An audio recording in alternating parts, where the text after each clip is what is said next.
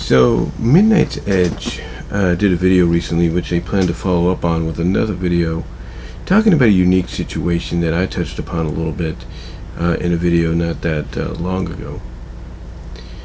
And in the video, or towards the end of the video I should say, they talked about the fact that, well, the main problem apparently with Masters of the Universe Revelation is mainly the way it's advertised, if you will, the way it was promoted. And they talked about mainly the fact that Netflix, well, they touched upon this, and like I said, they're going to touch upon it later on in the video, but they touched upon the fact that Netflix technically doesn't have the rights to the original Filmation series, and that basically because of that, because they don't have the rights to the original Filmation series,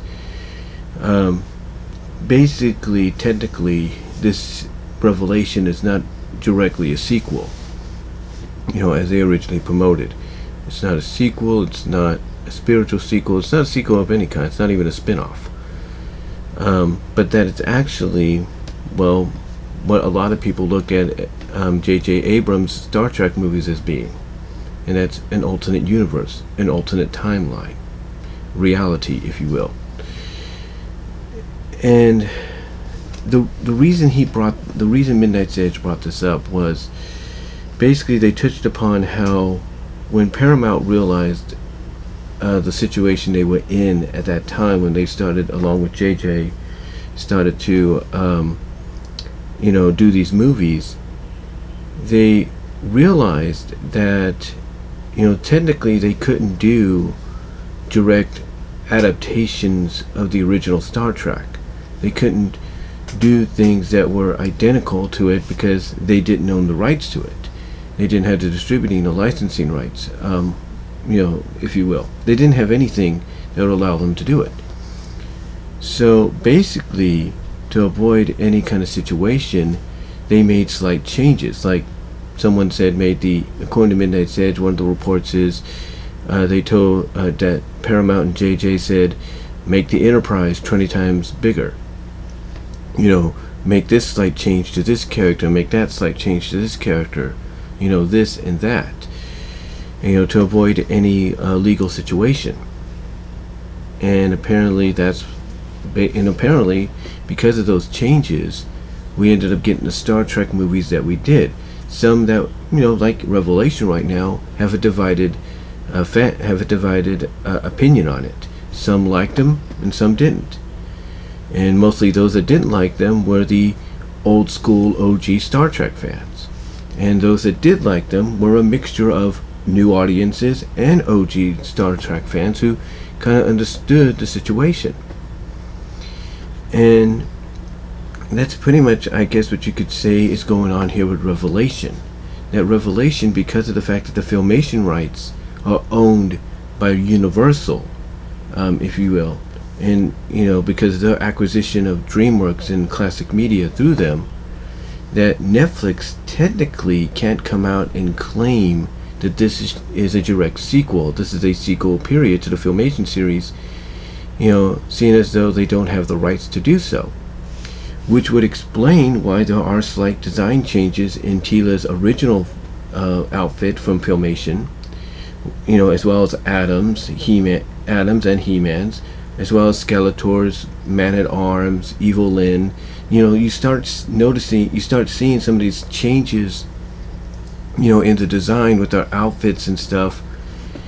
And it's only when you hear someone like Midnight's Edge, point out at the end of the video, and further going to be elaborated in another video, as to why that is. And that is, Netflix's way, courtesy of Powerhouse Animation, of getting around this legal scenario, if you will. The same obviously could be said with what happens later on in the series, which is, which would explain why Teela acted the way she did towards Adam after he sacrificed himself and the revelation of him and He-Man being one and the same, came before her. It would explain why she had the, bitchy attitude, excuse my language, God, but the bitchy, bratty, self-absorbed attitude and not trusting anyone attitude. Why she suddenly has a new design look a few years later. She's more muscular and everything. She's got that Mad Max, half haircut look that we've seen before. And why she's basically being treated as LGBTQ Teela now and everything. It's mainly because of the fact that they're trying to, avoid any legal situation with Universal, because of the fact that Universal, through DreamWorks, through the acquisition of DreamWorks, owns the Filmation rights. And even though Universal's DreamWorks division was able to allow She-Ra, or was able to make a deal to get She-Ra on Netflix, if Universal wanted to, they could remove Princesses of Power, the new She-Ra show, off of Netflix and put it on Peacock. They could put it on Peacock. They could put it on, let's say, Paramount, if they wanted to make a deal with Paramount. They could put it on Disney Plus. They could do any of that if they wanted to. But primarily it would probably go to probably Peacock, because that's their streaming service. The point, the point is basically the reason. Obviously now we're seeing a lot of these changes, as non-agreeable to them as a lot of us are to these changes. It's mainly because of legal issues. This is why, we're seeing a lot of focus on Teela and the way she's acting. Why Skeletor looks a little different, and when he becomes Skelegod, he gets a different outfit as well. It's mainly for the fact that they're trying to avoid legal issues. And if that is indeed the case, if not probably the case, period, then why doesn't just Kevin Smith and Ted Biaselli and Robert Davis say so?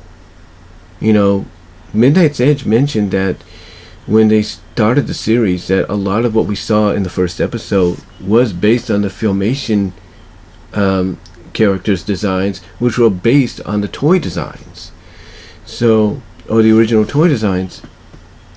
But because of the fact that they didn't want to face any legal, any litigation, if you will, in the future, any court dates or something like that, that obviously there was like I said, slight changes into the designs here and there, and then that's basically why after a few afterwards, in further episodes that take place years later, basically you have, like I say, these design changes to all the characters so they can avoid legal infringement or illegal. They can basically avoid copyright illegal infringement from Universal, because Universal, like I said, owns the rights.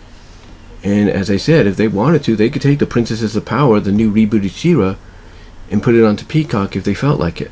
They could take it away from Netflix, put it on Peacock.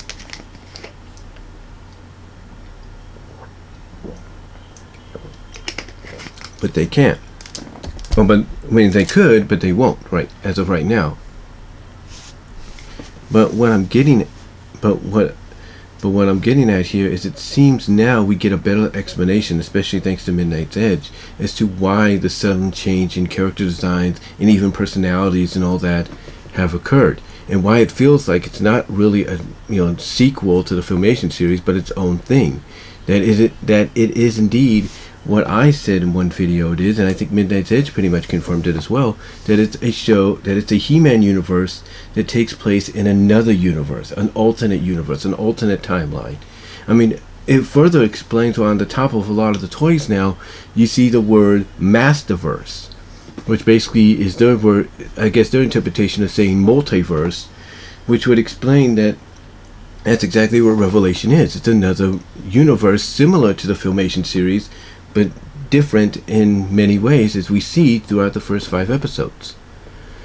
So yeah, it seems like, what I kind of asked about, I talked about in one video, and Midnight's Edge kind of confirmed at the end of the video, and we'll further elaborate in another video later on, is kind of true.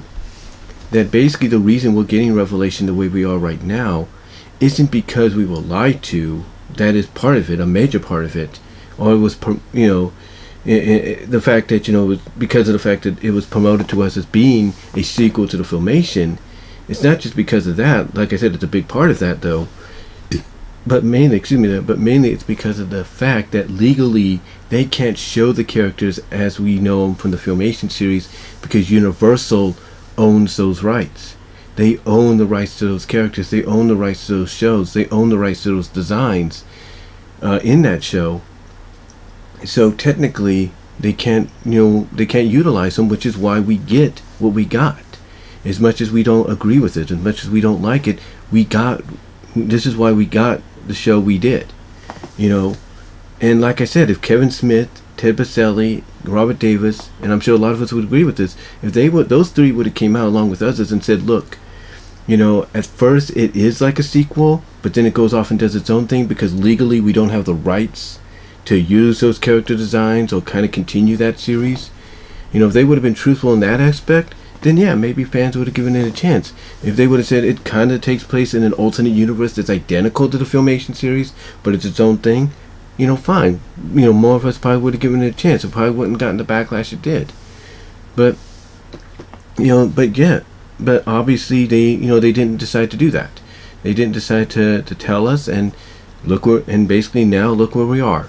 You know, the Masters Universe Revelations out of the top 10 on Netflix. You can't find it depending on what device you use to view Netflix. You can't find it on, you know, in any of the categories you think it would be in. You have to search for it. You have to go to the search icon and search for it. And now Kevin Smith is basically trying to avoid all of this. He's trying to abandon the ship temporarily for the time to focus on Clerks until the second half comes out.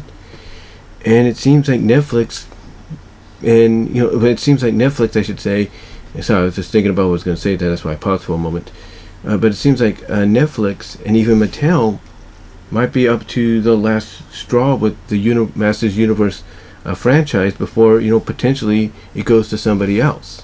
And I think that somebody that's going to get it will be Hasbro. And we've seen that Hasbro will do what's right by the product, by that franchise. They will basically do what's right by the franchise in many ways.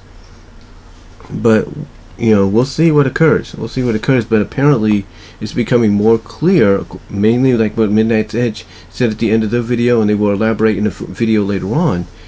You know, it's becoming more clear as to why Revelation is the way it is. You know, why Teela acts the way she is.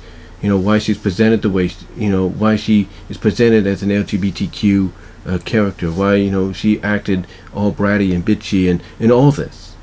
I think now we're getting a clearer understanding. It isn't because we were lied to, which is a main portion of it, and it's still, you know, at the forefront. It's still a strong part at the forefront for what, you know, for the negativity towards the show. But the other main reason is from a legal standpoint, they can't technically use anything Filmation wise, which technically makes this show not a true sequel, but an alternate universe, you know, what if sequel, if you will, that takes place in another universe, another timeline, another reality. But we'll have to see as more information comes out. But like I said, it's becoming more clearer. Anyway, I thought I'd just talk about that. Sorry if I rambled a little bit. Of course, I'm trying to take a chance at the opportunity I have right now with my mom watching the Giants game and everything.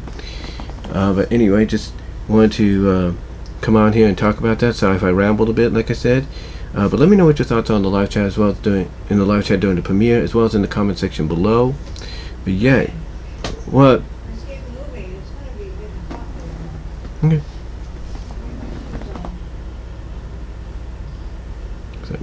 See what I mean? Yeah, but let me know what your thoughts are down below. Comment if you like in the comments below, and the live chat during the premiere. Like the video, guys. But yeah, it looks like it looks definitely like the real reason, besides being lied to about what the show was, is mostly legal. It's legal rights. That's what it is. So let me know what your thoughts are. Comment down below in the live chat during the premiere. I am out.